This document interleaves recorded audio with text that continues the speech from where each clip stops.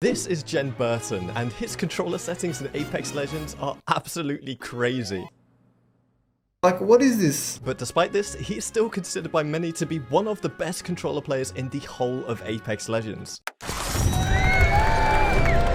So why is that? I am going to be testing GENBURTEN'S controller settings as well as a bunch of other top tier players' settings to find the answer to that one question we've all been asking. Do your settings actually make a difference? But first I'm going to say a quick thank you to our sponsors EA for sponsoring today's video and supporting the channel. Now myself as a controller player, I've always played a very low sense on controller all the way from season 0 till very recently. In fact, I played a classic response curve, a small or no dead zone, usually small, and I played a 6-4 or 5-3 sense. It was pretty comfortable for me. It was pretty slow for a lot of players, but that personally was what I was used to. And I would say that sensitivity served me pretty well. Throughout my entire time on Xbox, I made pred on every single split. I managed to make Apex pred on the first split of my ranked experience on PC. And after a short break in season 10, I managed to make Arenas pred last season, as well as getting 22,200 RP in Battle Royale, which somehow wasn't enough for pred.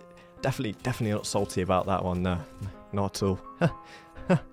But as the statistics would show, a lot of the very top players of Apex Legends in the world are in fact on controller, and my question is, what are the secrets to the consistency of these Apex Legends controller gods? And during my testing, I managed to narrow it down to 3 key rules that all controller players must use whilst finding their perfect sensitivity. The first settings I wanted to try out was of a fellow YouTuber named Floating Koala, a consistent ranked grinder across arenas and Battle Royale. I have to say, finding out this guy's sense was pretty easy. I just slipped into the DMs and it went a little something like this. Hello, little creature. Could I possibly get your controller settings, please?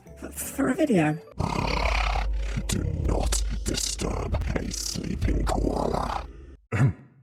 Yeah, it's 4-3 linear with no dead zone and toggle to crouch. So I eagerly head into the firing range and slapped on my cracked friend's controller settings, and hoping I was going to beam people, I was surprised to see that my screen was floating around on its own like a little koala. Get it? Like floating koala? That's a good one. But that's when it hit me. Stick drift exists, and this is a factor that is different between every single controller in the world. Every controller has different levels of stick drift, and that is why a consistent dead zone is not always possible. And before I'd even played Floating Koala's sense, it unveiled the first consistent rule that all controller players must abide by when finding their perfect sense, which is that less dead zone leads to better, more accurate, precise shooting in Apex Legends. But if you do need a small amount of dead zone in order to counteract uncontrollable stick drift, then that's okay too. Every single controller has different levels of stick tension, and this can be adjusted in some controllers but not in others. A general rule of thumb to go for when finding the perfect dead zone for you is to go for the least amount possible that is not making your screen float all over the place uncontrollably. That's basically what I do. Now, having tested Floating Koala's sense, I knew I had to try his special trademark in game as well. The floating koala. Bruiser on an R99. Ooh. Oh, come on, man. The floating koala. Bruiser on an R99. I personally found his sense to be really good for holding long-range lines of sight and having good recoil control on assault rifles and SMGs. However, I would say up close and personal, it was a bit difficult to get those flick shots off with your shotguns, your PKs and Mastiffs. It felt a bit slow and sluggish to me, but that's probably just because I wasn't adjusted to the sensitivity. And that takes us nicely onto our second golden rule for all controller players looking to find their perfect sense. American pro player G2 gentrifying.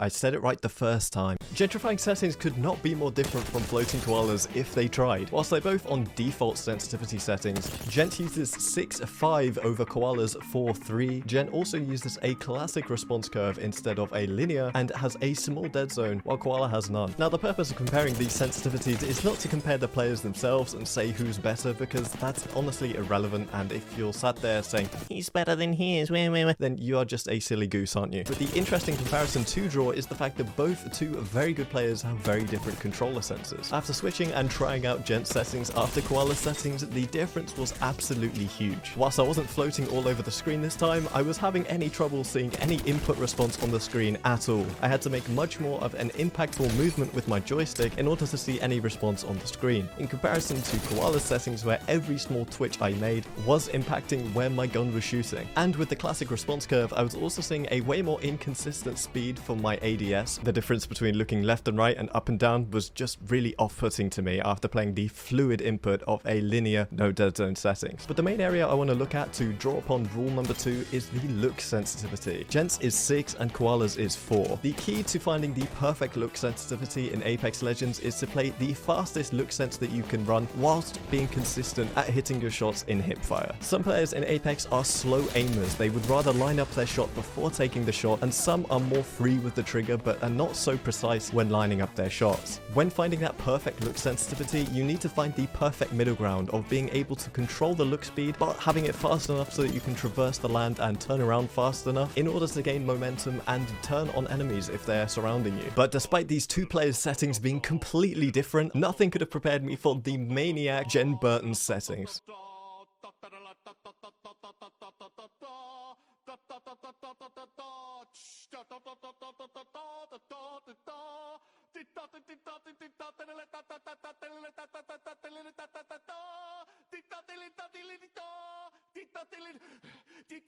Now, the Aussie man himself does play advanced look control settings, which means he can go into a finer level of detail when adjusting the levels of his sensitivity. Starting off with his responsiveness of his controller, he has a 2% dead zone with a 3% outer threshold and a 0 response curve, meaning he is on a linear with effectively 0 dead zone, but a very, very small one just to stop that insane stick drift we already talked about. By the way though, I had to knock mine up to 5% because 2% had my screen looking like this. The rest of Gen's settings are very, very simple. His yaw and pitch speed are both at the max at 500, with the rest of the settings being at 0. His ADS, yaw and pitch are at 130 each, the rest of his settings being at 0. The reason these settings are so crazy to me is the fact that Gen, when you watch him, looks like a very, very slow sense player. He plays incredibly stiff and rigid when shooting people, but of course he does have that good, quick movement, and this is the insane level that GENBURTE'Ns has gotten to in using a controller. For the most of us, a 500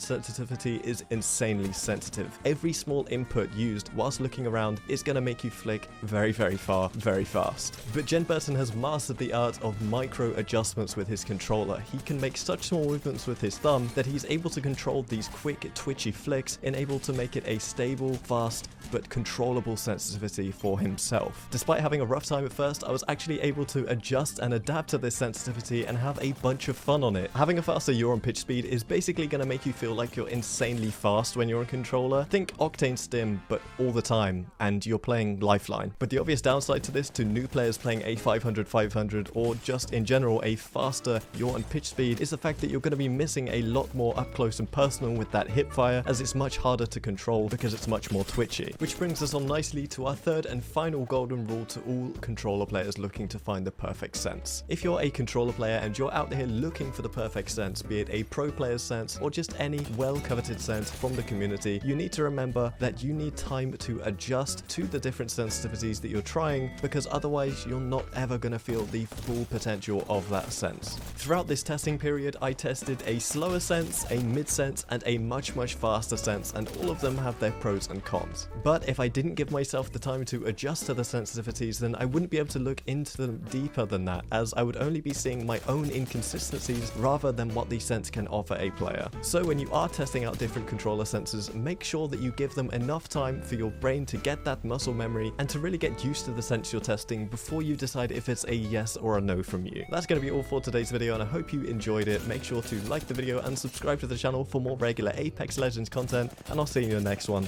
See you in a bit.